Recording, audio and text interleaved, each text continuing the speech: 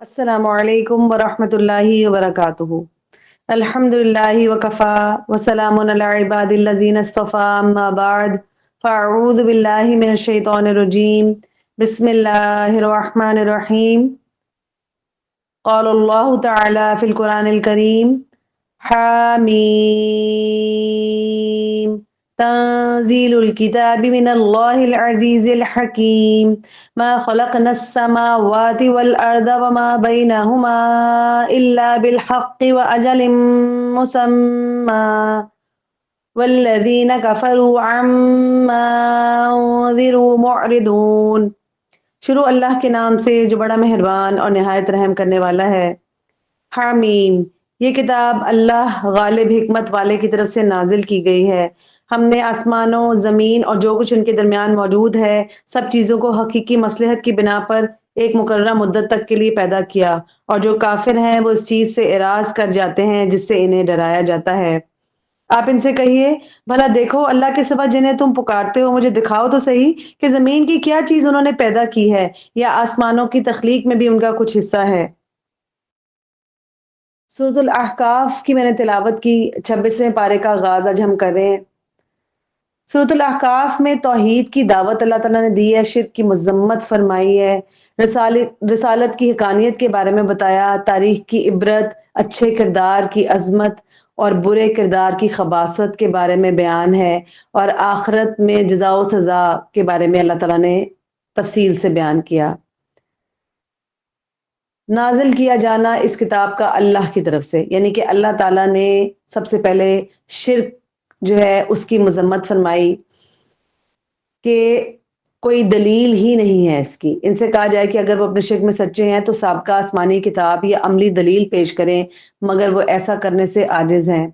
اللہ تعالیٰ فرماتے ہیں کہ اس سے بڑھ کر گمراہ کون ہوگا جو اللہ کے سوا ان کو پکارتا ہے جو قیامت تک اس کی پکار کا جواب نہیں دے سکتے، اور وہ ان کی دعا سے غافل ہیں۔ یعنی غیر اللہ کو پکارنا ایسا ہی بے فائدہ عمل ہے جس کا انجام صرف اور صرف گمراہی ہے۔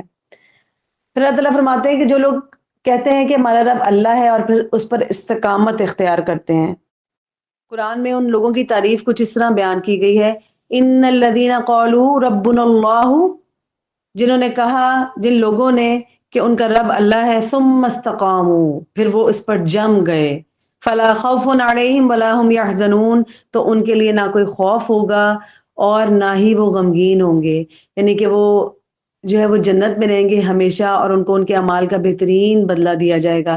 اس سے معلوم ہوتا ہے کہ صرف ایمان کافی نہیں ہے، بلکہ اس پر ثابت قدم رہنا جو ہے وہ اصل کامیابی ہے۔ پھر اس کے بعد اللہ تعالیٰ نے والدین کے ساتھ حسن سلوک کا حکم دیا، اور خاص طور پر ماں کی قربانیوں کو بیان کیا کہ وہ تکلیف کے ساتھ حمل اس کو ٹھہرا رہتا ہے اور پھر مشقت سے جنم دیتی ہے، 30 ماہ تک پالتی ہے، اور پھر اللہ تعالیٰ نے حمل اور دودھ پلانے کی مدت بھی اس میں جو ہے وہ کاؤنٹ کر دی ہے۔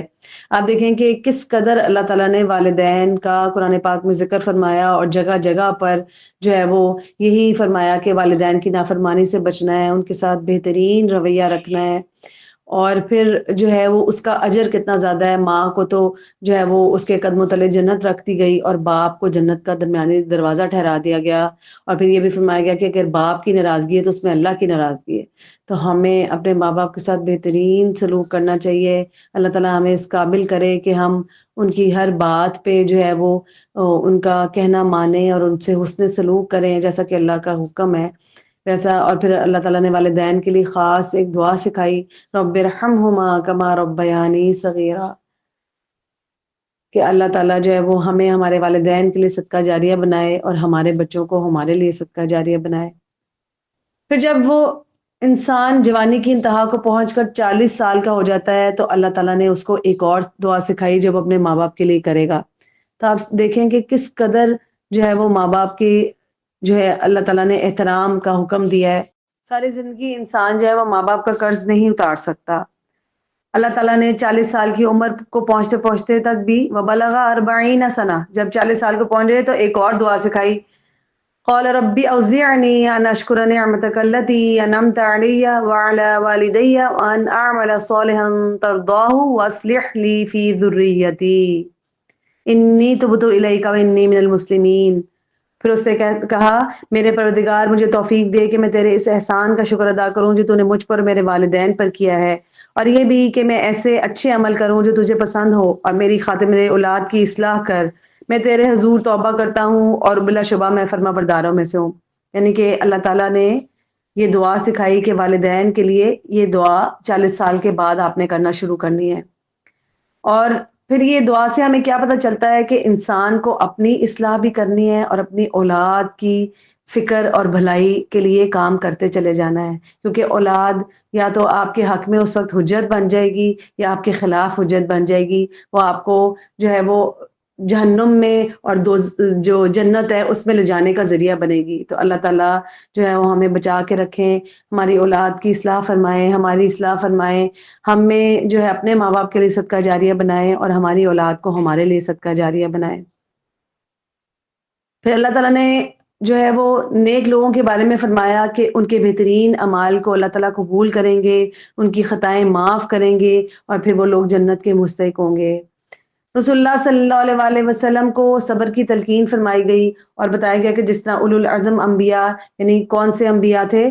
حضرت نوح علیہ السلام، ابراہیم، موسیٰ اور عیسیٰ علیہ السلام نے صبر کیا تھا سب نے، تو آپ صلی اللہ علیہ وآلہ وسلم کو کہا جا رہا ہے کہ آپ بھی صبر کریں، مگر آپ کا صبر جو تھا وہ تمام انبیاء سے بڑھ کے تھا، کیونکہ آپ صلی اللہ علیہ وآلہ وسلم نے دعوت دین میں سب سے زیادہ آزمائشیں برداشت کی تھی اور ہر مشکل کا سامنا صبر و استقامت کے ساتھ کیا تھا، کہ رسول اللہ صلی اللہ علیہ وآلہ وسلم نے کبھی بھی اپنی ذات کے لیے کوئی بدلہ نہیں لیا تھا، ان کو امت کی بہت فکر تھی۔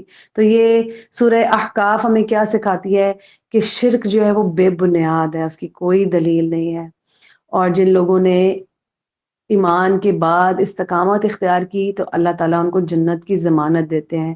پھر والدین کے ساتھ بہترین سلوک کرنا ہے، اپنی بھی اصلاح کرنی ہے، اولاد کی بھی کرنی ہے، اور صبر کا دامن جو ہے وہ کبھی بھی ہاتھ سے نہیں چھوڑنا۔ اور یہ سورہ ہمیں توحید، والدین کی عظمت، استقامت اور رسول اللہ صلی اللہ علیہ وسلم کی سیرت سے جڑے رہنے کے بہترین اسباق دیتی ہے۔ تو اللہ تعالیٰ ہمیں ان پر عمل کرنے والا بنائے، آمین۔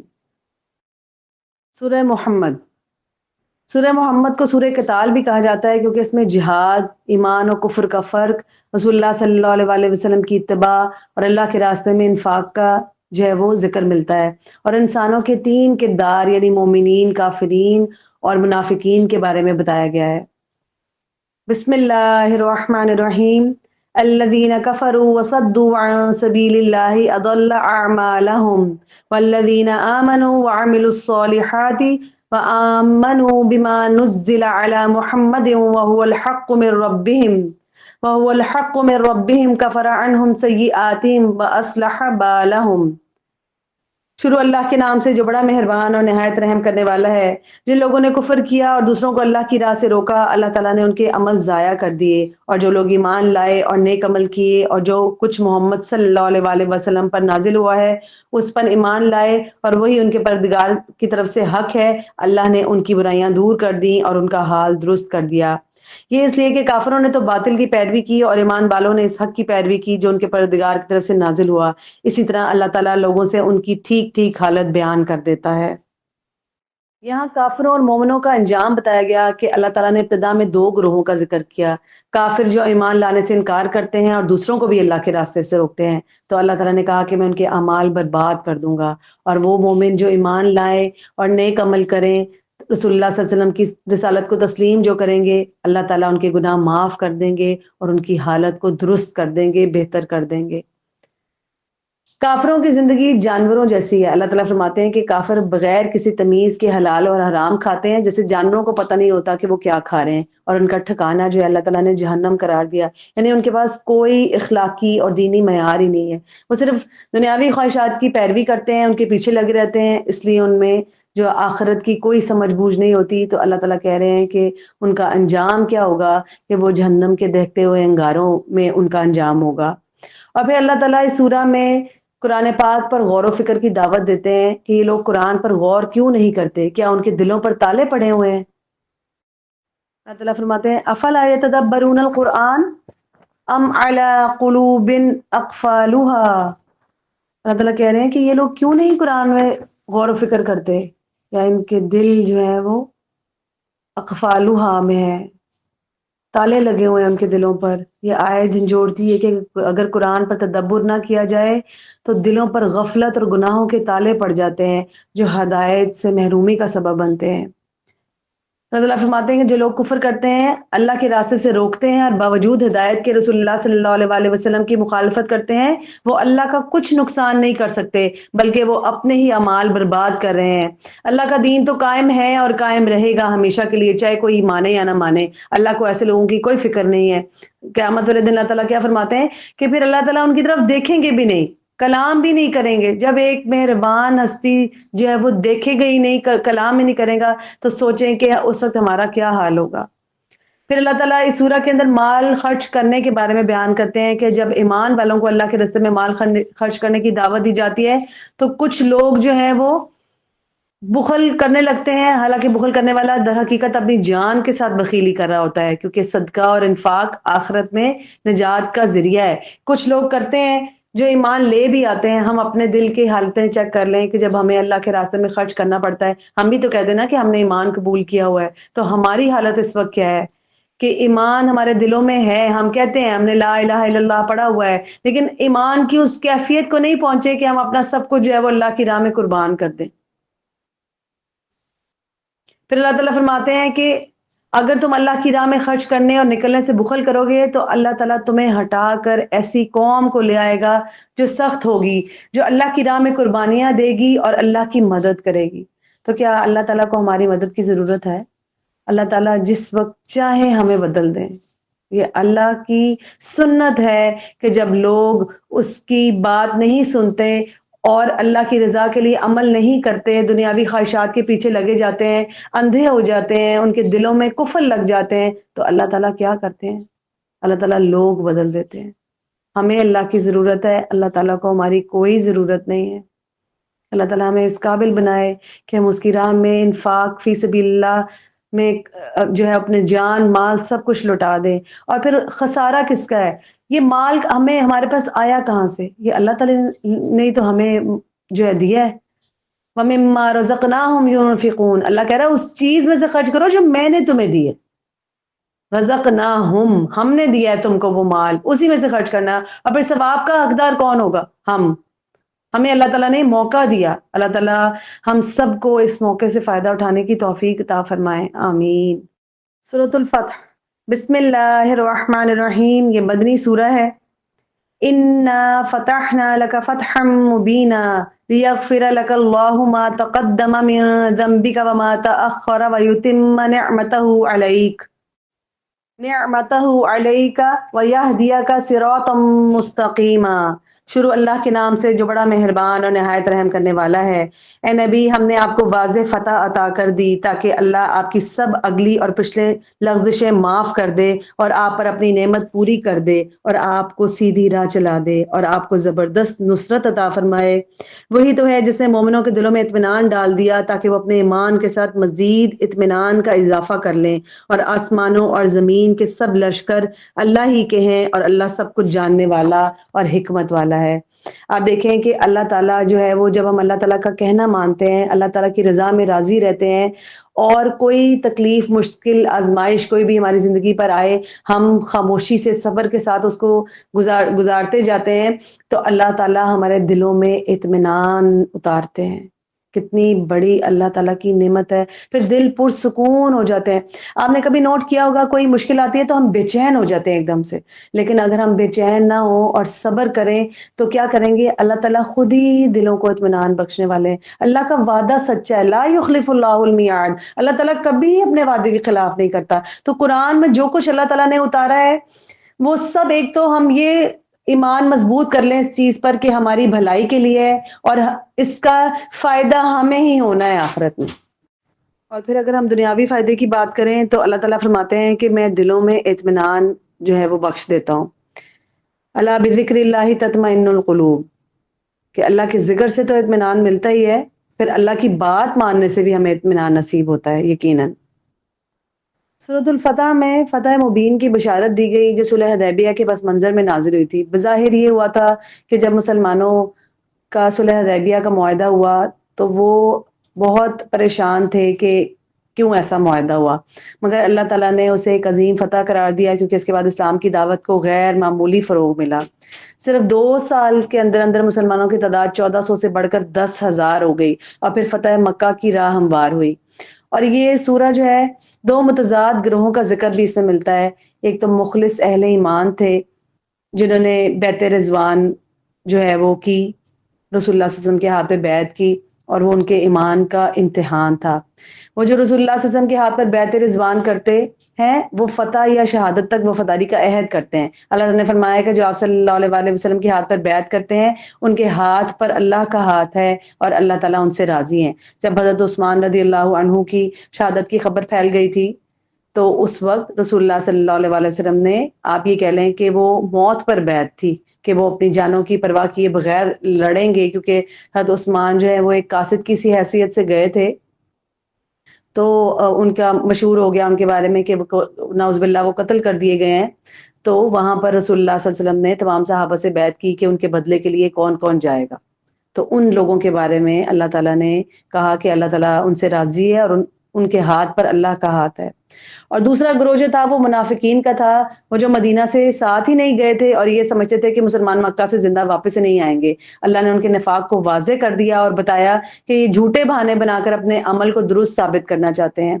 نیز اللہ تعالیٰ نے رسول اللہ صلی اللہ علیہ وآلہ وسلم اور ان کے ساتھیوں کی عظمت بیان فرمائی اور جاہلیت کی حمایت کی سخت مذمت کی۔ اللہ تعالیٰ نے ان کو 3 اہم بشارتیں دی۔ اسلام کو عملی اور عالمی غلبہ حاصل ہوگا، رسول اللہ صلی اللہ علیہ وآلہ وسلم اور ان کے ساتھیوں کی شان بلند ہوگی، اور ایمان اور اعمال صالح کرنے والوں کے لیے اجر عظیم اور مغفرت کا وعدہ اللہ تعالیٰ نے فرمایا۔ تو یہ 3 بشارتیں تھیں ان لوگوں کے لیے۔ تو ہمیں اللہ تعالیٰ کی حکمتوں کو سمجھنا ہے کہ جس وقت ہم پہ کوئی بات ایسی آتی ہے، آزمائش آتی ہے، تو ہمیں یہ سمجھنا چاہیے کہ وہ ہمیں اللہ کے لیے خالص کرنے کے لیے آ رہی ہے، اور اس پر ہمیں عمل کرنا ہے۔ پہلے قرآن سے دیکھنا ہے کہ اس میں ہمارے لیے کیا حکم ہے جو آزمائش ہم پہ آئی ہے، اس کے بعد حدیث سے دیکھنا ہے، حدیث کے بعد صحابہ کا اجماع دیکھنا ہے۔ یہ سارا کچھ دیکھنے کے بعد اگر ہماری نیت صرف اور صرف اللہ کا حکم ماننے کی ہوگی تو اللہ تعالیٰ ہمیں کامیابی عطا فرمائیں گے اور ہمارے دلوں کو اطمینان نصیب کریں گے۔ سورۃ الحجرات، بسم اللہ الرحمن الرحیم۔ یا ایھا الذین آمنوا لا تقدموا بین یدی اللہ ورسولہ واتقوا اللہ ان اللہ سمیع علیم۔ شروع اللہ کے نام سے جو بڑا مہربان اور نہایت رحم کرنے والا ہے۔ اے ایمان والو، اللہ اور اس کے رسول کے سامنے پیش قدمی نہ کرو اور اللہ سے ڈرتے رہو، بلا شبہ اللہ تعالیٰ سب کچھ جاننے والا اور سننے والا ہے۔ اے ایمان والو، اپنی آوازیں نبی کی آواز سے بلند نہ کرو اور نہ ہی اس کے سامنے اس طرح اونچی آواز سے بولو جیسے تم ایک دوسرے سے بولتے ہو۔ ایسا نہ ہو کہ تمہارے اعمال برباد ہو جائیں اور تمہیں اس کی خبر بھی نہ ہو۔ اور جو لوگ اللہ کے رسول کے حضور اپنی آوازیں پست رکھتے ہیں، یہی لوگ ہیں جن کے دلوں کو اللہ نے تقویٰ کے لیے جانچ لیا، ان کے لیے بخشش اور اجر عظیم ہے۔ سورۃ الحجرات اسلامی معاشرت، ریاستی نظم و ضبط اور باہمی تعلقات کے اصولوں پر روشنی ڈالتی ہے۔ اس میں ایمان والوں کو رسول اللہ صلی اللہ علیہ وسلم کے ادب و احترام، سماجی انصاف، اخوت اور اخلاقی برائیوں سے بچنے کی ہدایت کی گئی ہے۔ یہ سورۃ 6 بنیادی معاشرتی برائیوں سے خبردار کرتی ہے۔ کسی کا مذاق اڑانا، نام بگاڑنا، عیب لگانا، بدگمانی کرنا، تجسس کرنا اور غیبت کرنا۔ یہ اصول واضح کیا گیا ہے کہ انسانوں کی عزت اور بلندی کا معیار ان کا تقویٰ ہے، نہ کہ ان کا قبیلہ یا برادری۔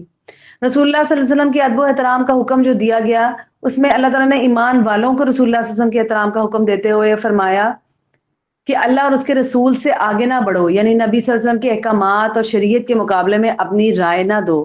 رسول اللہ صلی اللہ علیہ وسلم کی آواز سے اپنی آواز بلند نہ کرو۔ رسول اللہ صلی اللہ علیہ وآلہ وسلم سے اس طرح بلند آواز میں بات نہ کرو جیسے عام لوگوں سے کرتے ہو۔ یعنی کہ آج ہمارے لیے اگر ہم اپنے لیے دیکھیں کہ کس طرح ہمیں وہ لینا ہے، تو اگر حدیث میں کوئی ہمیں حکم ملتا ہے تو ہمیں وہ فوراً مان لینا ہے کہ یہی رسول اللہ صلی اللہ علیہ وآلہ وسلم کا ہمارا جو ہے ان کے لیے احترام ہے، کہ آج تو وہ ہمارے درمیان نہیں ہے۔ ایک تو ان پہ بہت زیادہ درود پڑھنا وہ ان کا احترام ہے، اور دوسرا ان کی حدیث کے آگے اپنی کوئی مرضی ہماری نہیں ہونی چاہیے، بلکہ اگر کوئی بات ہمیں پتہ لگتی ہے تو ہمیں ایک تو خاموشی سے سننا ہے اور اس کے بعد اس کے اوپر عمل بھی کرنا ہے. یہ وہ اصول ہیں جو رسول اللہ صلی اللہ علیہ وسلم کے ادب کے تقاضے کو واضح کرتے ہیں. اللہ تعالیٰ نے فرمایا کہ جو لوگ رسول اللہ صلی اللہ علیہ وآلہ وسلم کے احترام میں اپنی آوازوں کو پڑھ سکتے ہیں ان کے دلوں کو اللہ نے تقوی کے لیے چن لیا ہے اور ان کے لیے مغفرت اور اجر عظیم ہے. پھر فتنہ کو پھیلانے والی خبریں جو ہیں ان کی تحقیق کا اللہ تعالیٰ نے حکم دیا کہ سنی سنائی بات کو آگے نہیں پہنچانا. ارشاد ہوتا ہے کہ اگر کوئی فاسق کوئی گناہ گار تمہارے پاس کوئی خبر لے کر آئے تو اس کی تحقیق کر لیا کرو. یعنی کہ لانے والے کو دیکھا جائے گا کہ اس کی جو ہے وہ معاشرے میں حیثیت کیا ہے. ویسے تو کوئی بھی خبر جب ہم تک پہنچے گی تو پہلے ہم اس کی تحقیق کریں گے کیا وہ سچ ہے, پھر ہم اس کو آگے مزید جانچنے کی کوشش کریں گے. نہیں تو اگر ہم نے اس کو نہ جانچا تو ہماری وجہ سے معاشرے کے اندر فتنہ و فساد پھیل سکتا ہے. اور پھر اللہ تعالیٰ کا حکم ہے کہ اس کی تحقیق کر لیا کرو تاکہ کسی قوم پر بے بنیاد الزام لگا کر ظلم نہ کر بیٹھو. اگر ہم آپس میں اگر اپنے معاشرے میں اپنے خاندانوں میں بھی یہ بات دیکھیں کہ سنی سنائی اگر کوئی بات ہم تک آ رہی ہے تو ہم کبھی بھی کہ فلاں شخص نے آپ کے بارے میں ایسی بات کی ہے تو آپ جو ہے وہ اس کے ساتھ جا کے بات کریں کہ تم نے میرے بارے میں ایسی بات کی ہے یا ایسا ہوا تھا یا کیا ہوا تھا. ایسی بات ہمیں سن کے آگے نہیں پھیلانا یا اس شخص کی جو ہے وہ بات نہیں سننی جو آپ تک یہ خبر لے کر آ رہا ہے. اور رسول اللہ صلی اللہ علیہ وسلم نے کیا فرمایا تھا کہ اس شخص کے جھوٹا ہونے کی کوئی دلیل جو ہے وہ نہیں جو سنی سنائی بات کو آگے پہنچا رہا ہے, ٹھیک ہے نا, تو اس کا وہ جھوٹا ہے. جو سن رہا ہے جو سنا رہا ہے آگے آگے پہنچاتا جا رہا ہے اس کے جھوٹے ہونے میں کوئی شک نہیں ہے. اس سوشل میڈیا کا زمانہ ہے تو اس میں اس کے ذریعے معاشرے میں انتشار پیدا ہوتا ہے.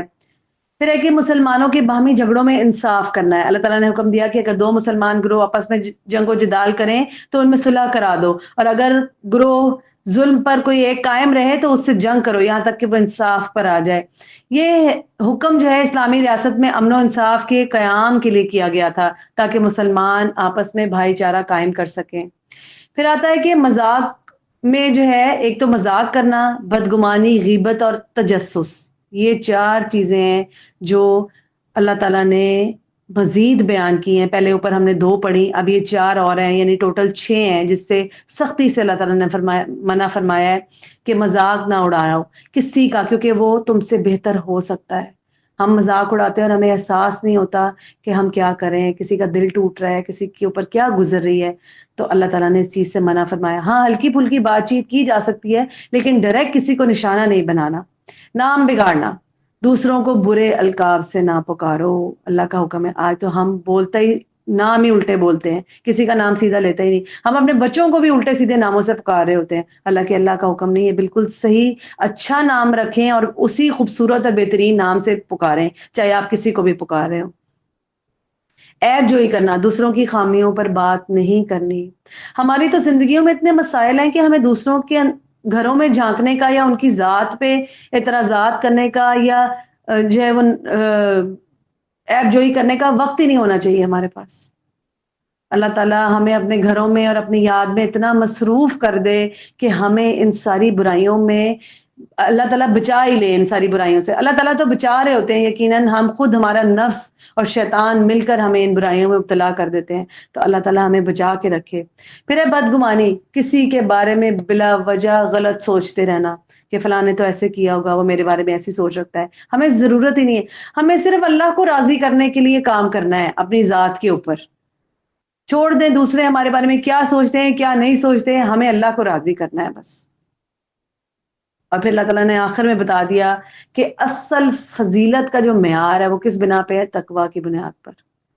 اللہ نے انسانوں کے درمیان قبیلوں اور گروہوں کی تقسیم کی ہے صرف اس کو محض تعارف کے لیے جو ہے وہ دی ہے, ایسا کہ قبیلے بنا دی, خاندان بنا دی, برادریاں بنا دی. لیکن اللہ کے نزدیک سب سے معزز کون ہے, جس کا تقویٰ سب سے زیادہ ہوگا.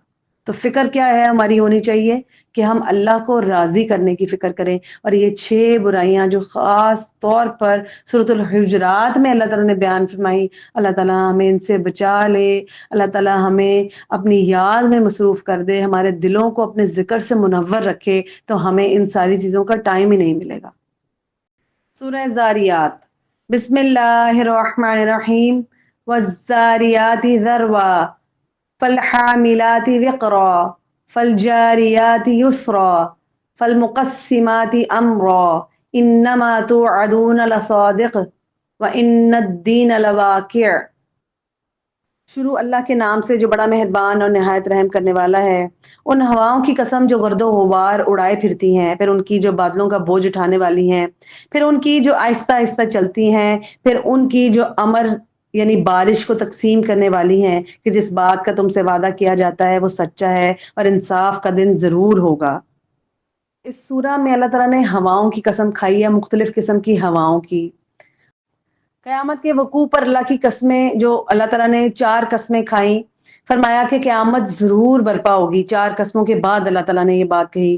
ہوائیں جو بادلوں کو اڑاتی ہیں، بارش جو بادل بارش لے کر آتے ہیں، بوجھ اٹھاتے ہیں، اور پھر کشتیاں جو سمندروں میں بآسانی چلتی ہیں، اور فرشتے جو اللہ کے حکم سے مختلف امور کی تقسیم کرتے ہیں، یہ سب کی سب اللہ کی قدرت کی نشانیاں ہیں، اور انہی نشانیوں کے ذریعے یہ واضح کیا گیا کہ جس دن کا وعدہ کیا جا رہا ہے وہ ضرور آ کر رہے گا۔ پھر اللہ تعالیٰ نے مومنین کی خاص خوبیاں یہاں بیان کی۔ 2 خوبیاں اللہ تعالیٰ اس سورہ میں بیان کرتے ہیں کہ ایک تو راتوں کو جاگنے والے، یعنی کہ وہ لوگ جو ہے وہ تہجد پڑھتے ہیں، عبادت کرتے ہیں، اور وہ اٹھتے بیٹھتے جو ہے وہ اللہ کا ذکر کرتے ہیں، اللہ کو یاد کرتے رہتے ہیں۔ اور پھر دوسرے سحری کے وقت استغفار کرنے والے، خاص اللہ نے اس بات کا ذکر کیا ہے، یعنی کہ فجر سے پہلے اٹھتے ہیں اور اس کے بعد اللہ سے معافی طلب کرتے ہیں۔ یہ دونوں عادات اللہ کے نیک بندوں کی خاص نشانیاں ہیں، اور ان کی وجہ سے اللہ تعالیٰ ان پر اپنی رحمتیں نازل فرماتا ہے۔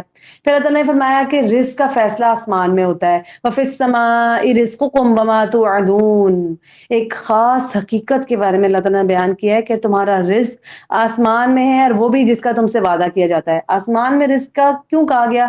کہ جو بارش برستی ہے آسمان سے، اس سے جو پودے اگتے ہیں، جو فصلیں اگتی ہیں، وہ سب کی سب ایک تو رزق ہے، اور اس کے بعد اللہ تعالیٰ جو بھی ہماری جو ہے وہ خوراک کے طور پر، وہ خوراک صرف کھانا پینا یا رزق وہی نہیں ہوتا جو کھانا پینا ہے، بلکہ ہماری تمام صلاحیتیں، ہماری جو ہے وہ ہر چیز، جو نعمتیں ہمیں ملی ہوئی ہیں، سب کی سب ان کا فیصلہ کہاں ہوتا ہے؟ آسمانوں پر ہو چکا ہوتا ہے۔ اللہ تعالیٰ وہ ہمارے لیے اتارتے ہیں نعمتیں، ہر روز 2 فرشتے کیا لے کے اترتے ہیں ہمارے لیے، ہم نے حدیث پڑھی تھی۔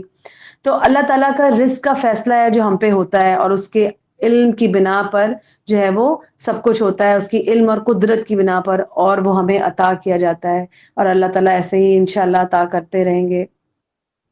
اب پارہ 26 کے کچھ اہم نکات ہیں۔ کیا سیکھنے کو ہمیں ملا؟ کہ ہم نے غیبت نہیں کرنی، لوگوں کے بارے میں ڈسکشنز نہیں کرنی، ہمیں اپنے اور اللہ کے تعلق کو مضبوط رکھنے کی کوشش کرتے جانا ہے، اور اللہ کے ذکر سے جو ہے نا ہمیں شفا ملتی ہے۔ ہر بیماری کا علاج، اسپیشلی دل کی بیماریوں کا علاج جو ہے وہ اللہ کے ذکر سے ملتا ہے۔ پہلے قرآن خود سمجھنا ہے اور پھر دوسروں کو سکھانا ہے، اور شیطان جو ہے وہ کیا کرے گا؟ ہمیں علم کے رستے سے روکے گا تاکہ ہم گمراہی میں مبتلا ہو جائیں۔ اس کے ساتھ ہمیں جہاد کرنا ہے، اور انسان کے انجام کا علم جو ہے وہ صرف اور صرف اللہ کے پاس ہے اور کسی کے پاس نہیں ہے۔ اور پھر یہ کہ مسکرانا بھی ایک صدقہ ہے، اور خوش اخلاقی جو ہے وہ اپنانی ہے، ہمیں اللہ تعالیٰ کو راضی اور خوش رکھنے کی کوشش کرنی ہے، اور صرف جو ہے نا ہمیں مایوس نہیں ہونا اللہ سے، اللہ کی حکمتوں کو جو ہے وہ سمجھنے کی کوشش کرنی ہے۔ اور آخر میں اللہ تعالیٰ سے دعا ہے کہ اللہ تعالیٰ ہمیں قرآن کو سمجھنے، اس پر عمل کرنے اور دوسروں تک پہنچانے کی توفیق عطا فرمائے۔ اللہ تعالیٰ ہمارے دلوں کو ہدایت، زبان کو سچائی، اور اللہ تعالیٰ ہمارے عمل میں اخلاص بھر دے اور ہمیں اپنے لیے قبول فرما لے۔ وآخر دعوانا ان الحمد للہ رب العالمین۔ سبحانک اللہم وبحمدک، نشہد ان لا الہ الا انت، نستغفرک ونتوب الیک۔ آمین یا رب العالمین۔ السلام علیکم ورحمۃ اللہ وبرکاتہ۔